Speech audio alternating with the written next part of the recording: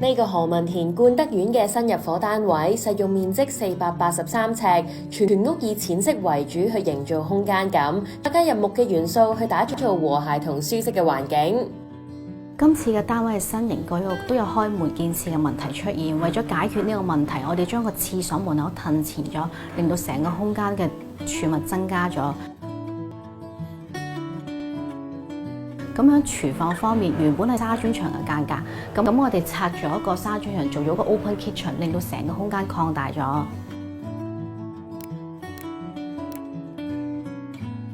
浴室同廚房同樣用咗白色雲石瓷磚，為平淡嘅空間添上層次。一家三口有好多對鞋，於是近大門位設置咗個到頂鞋櫃。底部預留咗位俾屋主擺常着嘅鞋，而為咗方便換鞋，亦都做咗一個座位。櫃嘅部分位置中空咗，一嚟可以令大櫃睇落冇咁笨重，二嚟可以擺放裝飾品。客飯廳嘅其中一面牆身用咗屋主中意嘅淡綠色，感覺清新之餘，又可以點綴簡約嘅空間。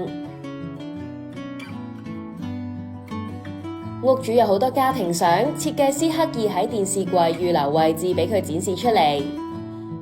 設計師將客廳嘅部分牆身改造成間牆雙面櫃，去增加主人房嘅收納空間。